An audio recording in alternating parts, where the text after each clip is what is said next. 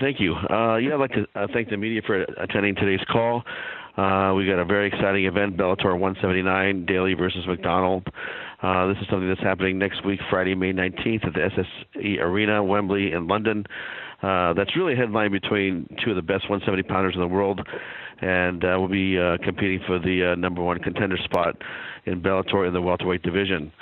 If you look at our division in the 170-pound weight class, I think it clearly is one of our strongest divisions, and I think it's probably the strongest division in the welterweights of any leagues currently out there. You look at the fight between Douglas Lima and Lorenz Larkin in New York. We have other prospects, Michael Venom Page, Derek Anderson. We have Paul, we have Rory. But this fight clearly will be for the number one contender spot. We'll fight the winner of Douglas Lima versus Lorenz Larkin in New York on June 24th. In addition to the headline fight, we also have other great fights on the main card that feature former champion Liam McGarry fighting Linton Vassell at light heavyweight division. We have Czech Congo versus Augusto Sakai at heavyweight, and the return of Baby Slice against TJ Griffin fighting on the card as well.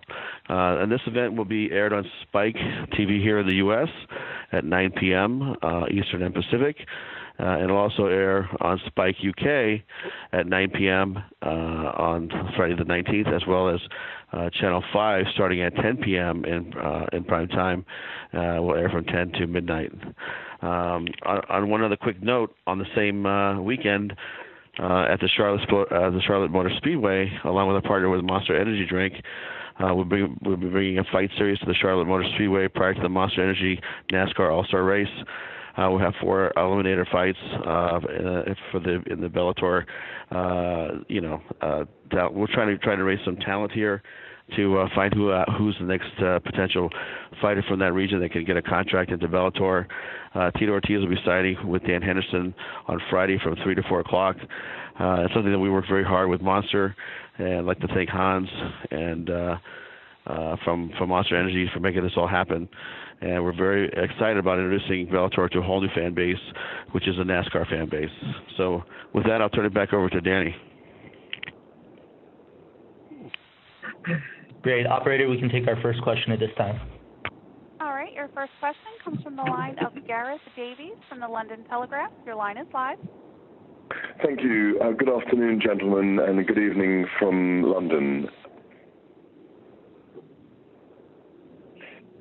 Can I start by asking Scott Coker, first of all? Scott, is this a big moment for Bellator, given that you are on UK network television live for the first time, obviously coming to a potential audience of what is basically 70 million people?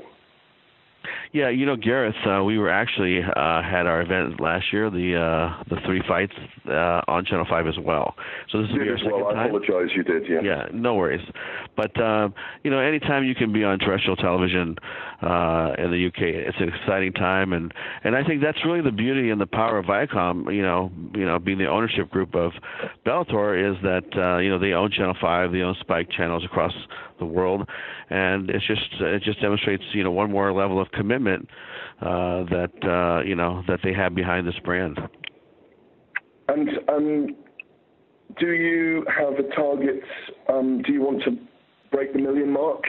And break the records here for viewership? And do you think it will, given the card you put together? Yeah, listen, I think that this is the first time we've gone on a Friday night there. Last year, I believe we were on a Saturday night, and so there'll be plenty of great programming we're going to compete against. But last year, I think our peak number, we were close to 600, and if we get something close to that or can beat that, we'll be very happy. Thank you. Could I ask Paul?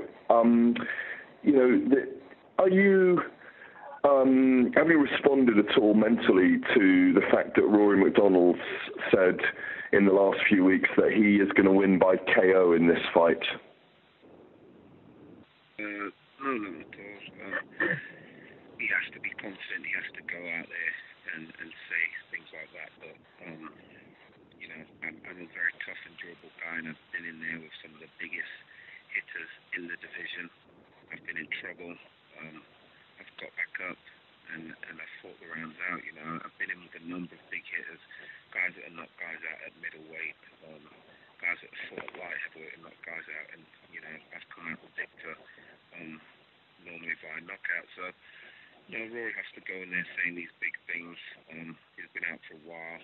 You know, he wants to come back. He wants to entertain, but you know, he knows realistically he is not going to win by knockout. And Paul, I don't know if it's me, but I couldn't hear you particularly clearly then. I don't know if it's just on my line.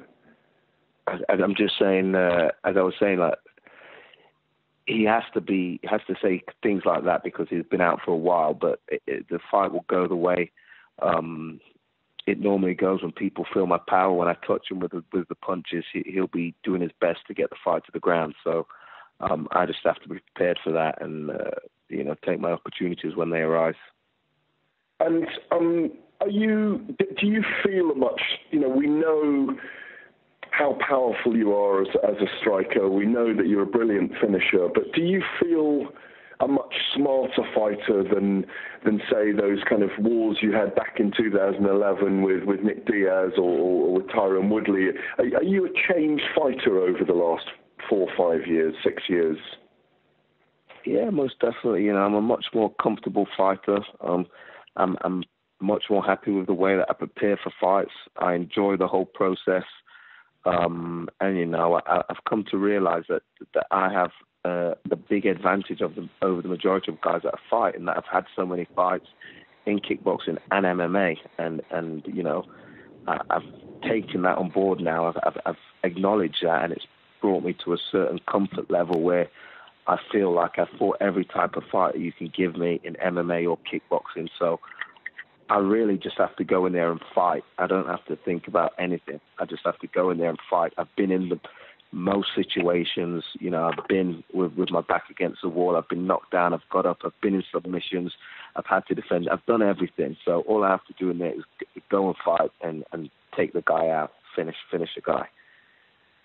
And can I just finally ask you, Paul, you know, it's a huge time for fight sports in the UK at the moment. You know, we've just had a massive heavyweight event at Wembley just next door with Anthony Joshua and Vladimir Klitschko in boxing, and, you know, there's talk of Tyson Fury coming back at the moment. There's a huge interest in fight sports in the UK more than ever before, certainly in the last 25 years that I've been involved in fight sports covering it.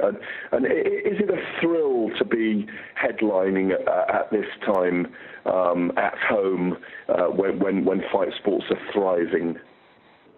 Yeah, definitely. And, you know, and that's such a prestigious venue in Wembley Arena. I've had some of the best moments of my career at Wembley Arena. Being a young 23-year-old fighting in front of 10,000 people at the old Cadbury promotion, you know. I was British and world champion there, and it feels like the timing is right for me to come back to sort of you know, come full circle and back to being on a big show in front of the home crowd in more familiar territory. You know, O2 was great, but I'd never fought at O2 before. And to be honest, I felt really uncomfortable. I felt more comfortable fighting in America. Whereas Wembley, the whole area, you know, I have family across the road. My auntie has a Jamaican restaurant across the road. My cousin lives around the corner. My coach is just up the road. I know the area. I know the arena, and I'm just looking forward to, you know, taking it back to my youth and entertaining and knocking Rory out. Can I just finally ask a question? Thank you, Paul. Could I finally ask a question for Rory? You know, as you said and quoted recently, you believe you'll win by knockout, Rory. Why do you win this fight by knockout? You know, I've said in the past that I could win this fight by any means necessary, any finish. I feel like I have the ability to knock out Paul, but I definitely feel that if the fight goes to the ground, I have the ability to submit him as well, because I'm well-rounded. I've made it clear that you know, I could fight the best of the best in the kickboxing realm, and the best on the ground as well. So that's something that he has to look out for, is my well-rounded game, you know. And finally from me, Rory, thank you.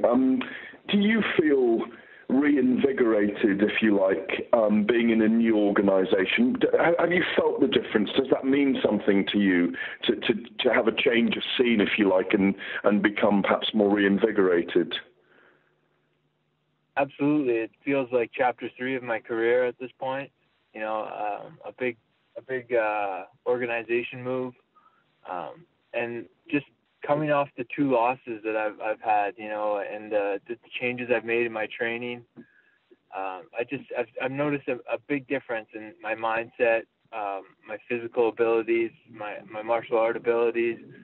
So I'm very excited to make my debut in Bellator and show the changes that I made over this layoff.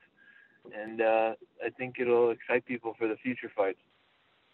Thank you very much, gentlemen. Our next question comes from the line of Steve Jones from MMA Mania. Thank you, operator. My first question is for Rory, and I'd like to know if he feels that there's been an evolution in his style as a fighter, given it's been almost a year since we saw him go 5 rounds with Wonder Boy. Absolutely. I made a lot of changes from the way I was training for that fight. I had said before, I made the mistake of overthinking my opponent and adapting my style every single fight and trying to learn new martial arts and new techniques and really getting away from my strengths. And, you know, this past 11 months off has really been about getting back to my strengths and getting back to the basics and sharpening my own skills and my strengths. And I'm feeling at my best because of the work I've put in. Well, speaking of getting back to your strengths, many people believe that you were a UFC champion in the making during your time there. Do you feel that that strength has carried over to Bellator, and are you putting pressure on yourself to be a champion in Bellator? Honestly, I'm not too worried about being champ. I'm just there to take out whoever's in front of me. Obviously, it'd be nice to fight for the title, but I'm not really putting a lot of pressure on that. I just want to go out there and wreck people the way I know I can. All right. And for Paul, we've talked before about how much you enjoy fighting back home in England, and you're getting that opportunity here again in the main event. But how much more does it mean to you not just to be fighting at home, but to earn potentially another shot and get a chance after you didn't get it done the last time in London? Yeah, it's a massive opportunity, but above the opportunities that's ahead of me, it's I'm fighting the name of Rory MacDonald, someone who I rank in the top 5 in the world. You know, he's a big name. He seems game, and I truly believe that he's in for a big shock. I think that everything is seen in footage that is heard or is seen following my long career is nothing like the actual experience when you're in the cage with me. And I truly believe that he's in for a big shock. Well, I think Brennan Ward found that out firsthand back in January. But as for delivering a big shock, if you get that title shot, which Scott has already said is on the line here, do you want that rematch with Lima, or would you like to face Larkin potentially instead? I'm saying that Rory is top 5. I hold Lima above Rory. I don't think there's a bigger, more athletic, scarier welterweight out there at the moment. And me and my team, we believe that we can defeat Douglas Lima over 5 rounds. So not looking past Rory, but yeah, we want the shot at Lima. I feel if I'm more composed, I don't rush out in the first 30 seconds like I did last time. I think over 5 rounds we'll beat Lima. All right. Thank you very much, gentlemen. Your next question comes from the line of Ty O'Keefe from Fight Network. Your line is live. Hey, guys. I just want to say, first of all, I appreciate your time. My first question is for Rory MacDonald. You know, you came over from the UFC, and you were there for quite a while, and obviously you haven't fought yet in Bellator. But could you mention or, talk about some of the differences you've seen thus far between the two promotions as far as your experiences go? I've just been more in touch with the promoters, getting my outlooks on things, how I want things to go when it comes to the promotion of myself, just more involved rather than just being another guy in the line, another number or, another sheep.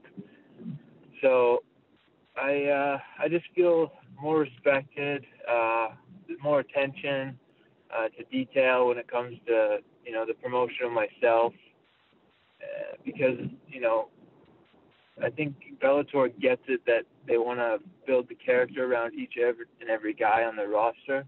They want to build up the names and let people see the real side of them, and they could build that up. But UFC kind of has lost that, and everybody's wearing the same thing, and everybody is trying to be Conor McGregor, so it's lost its feel over there a little bit. Okay, and just another quick question for Rory. Your last fight with Wonderboy, you had kind of a long layoff leading up to that fight as well. Did you think that factored into the loss that you had against Wonderboy? And if so, are you somewhat concerned about that again, having 2 long layoffs in a row like that? No, the layoff wasn't a big issue for me. I mean, when I got in there, a fight's a fight for me. I could fight any place, anytime, anywhere, so against anybody. So the problem with that fight was my training, I really had screwed up and tried to be a karate kickboxer and tried to beat my opponent at his own game. And I'd made that mistake too many times, just trying to change my style every single fight. And I made the necessary changes this year, and I don't think we're going to see that same issue. All right, thanks a lot. And just a quick question for Paul Daley. Now, you mentioned that, you rank Lima ahead of MacDonald, although they're both top 5 in the world. Having said that, would beating Rory MacDonald rank as the biggest win of your career?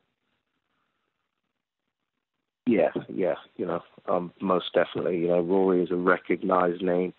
He's been in there with other recognized names that are ranked highly.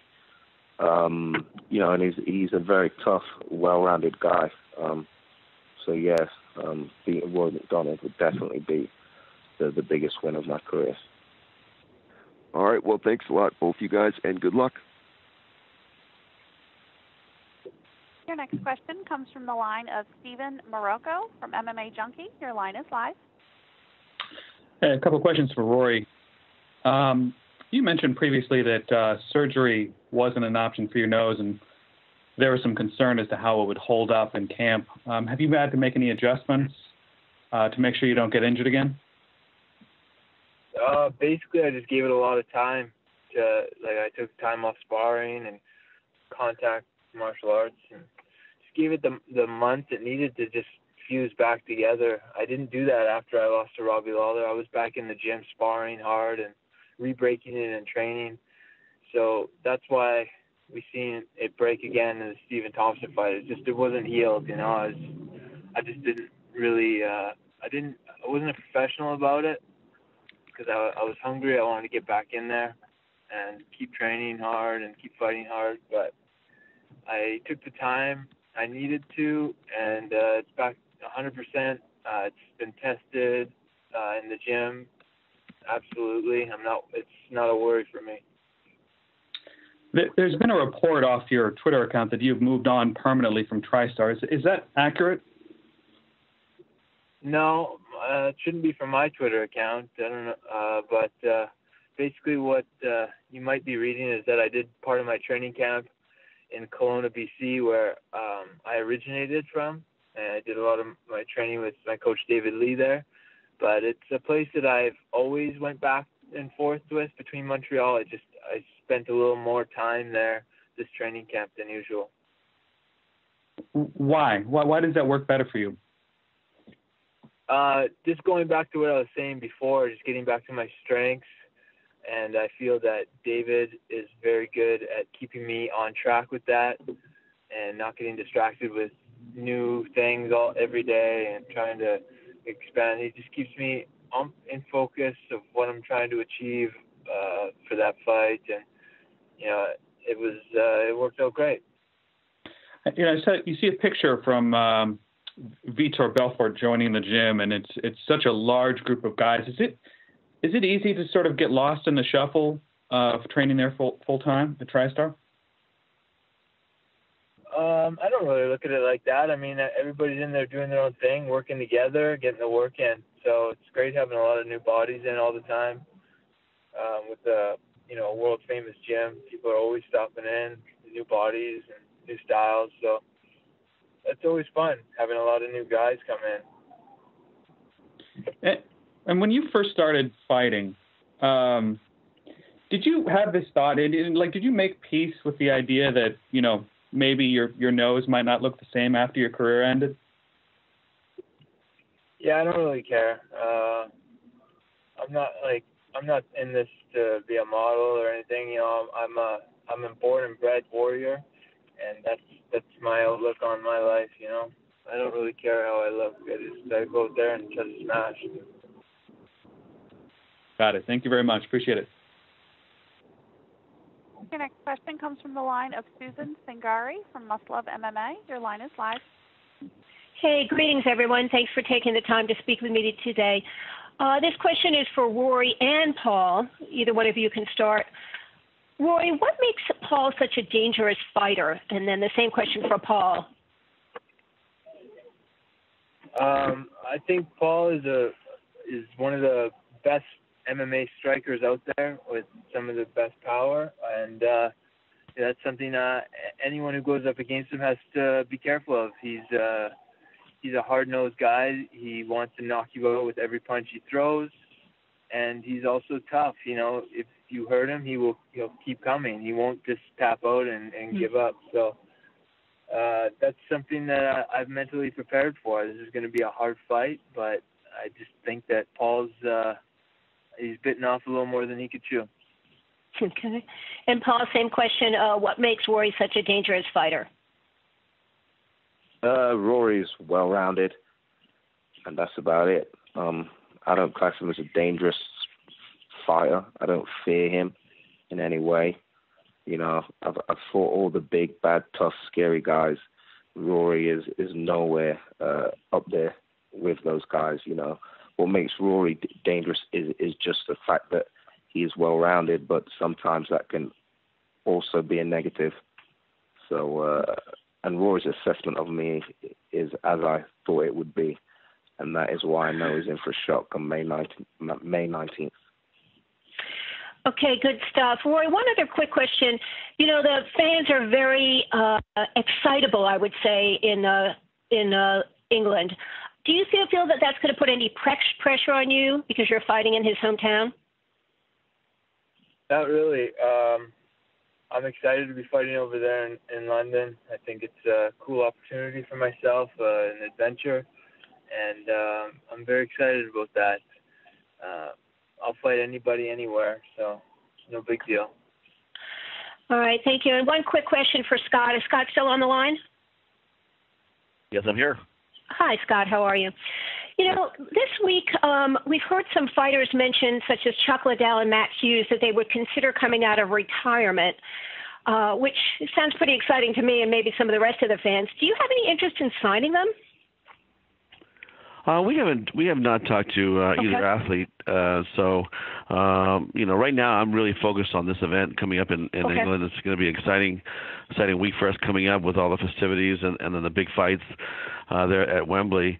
And then, my focus really is on New York after that. So we're very busy. It's a busy schedule. At some point, I'm sure we'll talk and we'll just hear each other out and see if, there's anything to be done. But really, it hasn't been on our radar yet. Okay. All right, good stuff. Thank you, gentlemen, and good luck on your fights. Your next question comes from the line of Bob Carson, Carson's Corner. Your line is live. Hi, thank you. My first question is for Paul. Paul, Rory is someone who can obviously fight both standing and on the ground. Are you at all wary of him potentially employing a wrestling-based game plan, perhaps with the goal of frustrating you? Rory can do whatever he feels, or he can try to do whatever he feels is necessary to win the fight. I am confident in fighting everywhere. The assessment people make of me when it comes to the wrestling and the ground game is it kind of works in my favor because I think I'm overlooked as far as my strengths on the ground and my record against guys that are strong on the ground. It is what it is. He will try and do what he has to do to survive, and I will do what I need to do to take him out. I'm not worried about anything or what tactics he may try to employ. I'm there to fight. And your last fight featured absolutely terrifying and amazing knockout win over the very tough Brennan Ward. I mean, you've had big wins in Bellator before, but with a large audience watching and such a spectacular finish, it felt like you truly announced yourself as a top contender in that moment. In a career full of devastating knockouts and memorable moments, would you describe that as your signature performance thus far? It was a fantastic knockout, The crowd was amazing. It being on the Tito's retirement fight, I felt the energy from the crowd before and after the fight. I have a similar knockout with exactly the same move. So it's not something that I didn't expect to happen. But yeah, it was good because Brendan, as well as being a nice guy, he's super tough. He won the middleweight tournament. He's been in there with some tough guys. He fought well over in Japan at Rising. He has knockout power. He's a collegiate level wrestler. He's a tough kid. So it was good to get a win over Brendan Ward. And Rory, even though you had a couple losses towards the end of your UFC run, one of those was named Fight of the Night or Fight of the Year. And immediately beforehand, you had beaten the current champion, Tyron Woodley, fairly decisively. And on top of that, you defeated Damian Maia, who many people consider to be the top contender at 170. Do you feel that people, either fans, the UFC, or both, have somehow disregarded those huge wins? That's just the nature of the sport. You're only as good as your last performance, and people are easy to write off fighters if they have a bad loss or a bad outing, and they think that they're done or, things like that. It's just a natural thing for critics to say and think. So I never really put too much worry into that. Obviously, I feel like I have a lot more to prove in my career, and May 19th will be the start of that. Thank you both. I appreciate it. As a reminder, if you would like to ask a question, please press star, then 1 on your telephone keypad. Your next question comes from the line of Steven Marocco from MMA Junkie. Your line is live. Hey, I wanted to piggyback on a previous question. Wanted to ask both Paul and Rory. What is your opinion about seeing either Chuck Liddell or Matt Hughes or both of them back in the octagon again? We'll start with Paul. Chuck's a legendary fighter. Produced some highlight reel knockouts. A great character for the sport of mixed martial arts. And Matt Hughes was a consistently dominant champion, So, it'd be great to have two legends back in the sport. In particular, Matt Hughes, is in my division. It'd be great to get in there and fight against a legend. So, it'd be great to have them both back, and even better if they come to Bellator. And Rory? I think Bellator's done a fantastic job, bringing in these legendary fighters and matching them up against each other. I think it's good for those legendary fighters to come in and stay busy and do what they love without having to go up against the young and dangerous guys. So I like it. The fans like it. It really works. So I would always like to see more of the old school guys keep coming back to Bellator for good fights. All right, thank you. Your next question comes from the line of Jay Anderson from Cageside Press. Your line is live. Hey, good afternoon from Ontario, Canada. First question, I guess either Scott or Rory. Obviously doing the big event in London in Paul Daley's backyard. Was there any talk originally of maybe having Rory fight up in Canada? Yeah, this is Scott. We had checked several venues, availabilities, and we are currently speaking to a couple of venues in Canada about doing a big fight there before the end of the year. So, just hang tight. We'll be up there shortly, and we'll come there like we did in London. We'll come there with a big card, big matchups. That's great to hear. And one question for Rory. I know you mentioned you took the time off. You'd originally, after you broke the nose originally, you'd kept training, re-broke it in training. How long was it before that nose was really fully healed? And, has it been touched in training since? Are you confident in it? Yeah, I pretty much, I didn't spar all the way up to training camp. And then I started once, I was a couple months away from the fight. I started my regular training. And, it's been tested for the last 2 months, and it hasn't given me any problems, and I haven't been worrying about it. I'm very confident in it. Okay, thanks very much. Your next question comes from the line of Mark Piopos from Wombat Sports. Your line is live. Thank you for taking my call. My first question is to Rory. You're coming into this fight coming off 2 5-round fights right now, and now you're coming into this fight, which is a 3-rounder. Is that a little bit easier for you since you had the long layoff? And is there any kind of difference in your training coming into a 3-round fight versus a 5-rounder? Yeah, it's a little different. It's a little more explosive training rather than a little more, how could you say, a little bit more cardiovascular.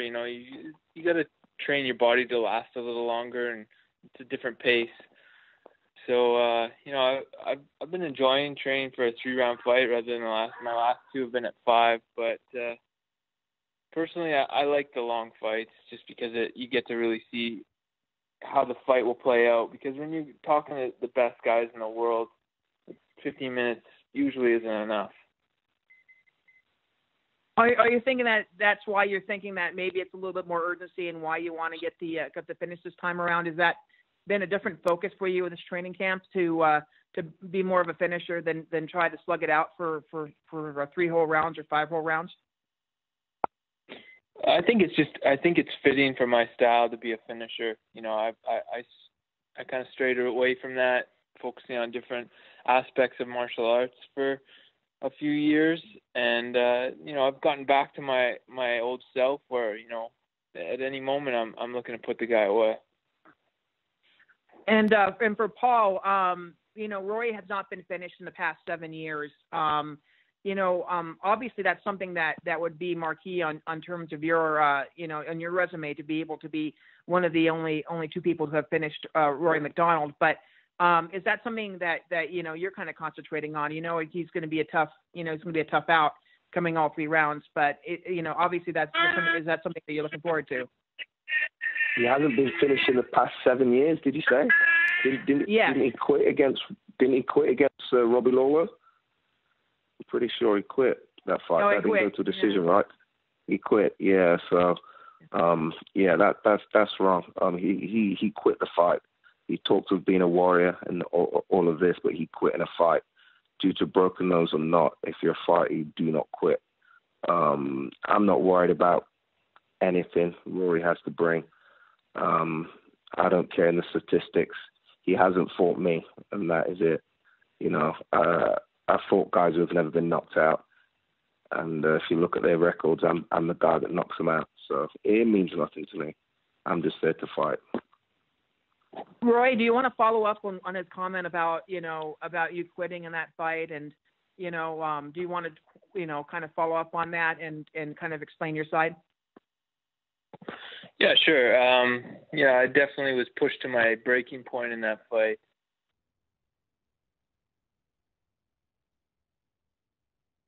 There was no way I was tapping out or telling the ref to call the fight.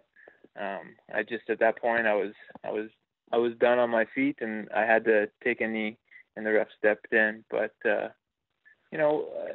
think if he thinks I'm an easy to quit kind of fighter, I think he's in for a rude awakening. And finally for Scott, first of all, congratulations on signing a bunch of female flyweights to your division. Do we have any kind of timeline at which are we going to see a tournament, or are you just going to wait for things to pan out in terms of the championship? Yes, right now it hasn't been determined whether we would host a tournament or not, but it's definitely something we're considering. In the meantime, we're going to start fighting, these ladies, off of single elimination fights, and start working, them towards the title. So that's the game plan for right now. And can we expect any more signings within the next couple months? Of course, always. I mean, there's new free agents popping up here and there, and when they're able to speak to us, we're going to speak to them. And I made it very clear that our goal is to sign every free agent that we want to keep, to come over to our roster, and that we're open for business. And I think last year was a great year for us. I think this year will be another great year for us for free signing acquisitions. Okay, well, thanks a lot, Scott, and thanks a lot for taking my call, guys, and best of luck to you. Thank you. Great, thank you. With that, we're going to actually just have Rory and Paul, close things up with some final closing statements. If you want to get us started, Rory. I don't really got much to say. I had a great training camp. I'm feeling at my best, and I'm going to go out there to punish this guy and make him look like he doesn't even belong in there with me. And as well as every other fighter I come across, it's just going to be a different league when they step in there with me. Great. And Paul? Yeah, with that said, make sure everyone tunes in May 19th. Make sure you have your tickets. And just, prepare yourself for an entertaining main event. That's all I have to say. The rest of the talking I'll do in the cage May 19th. And Rory will see exactly what I'm on about. Great. With that, I want to thank all the media for joining us for the Bellator 179 conference call. Make sure to tune in next Friday, May 19th, from the SSE Arena, Wembley in London. We will see you next time.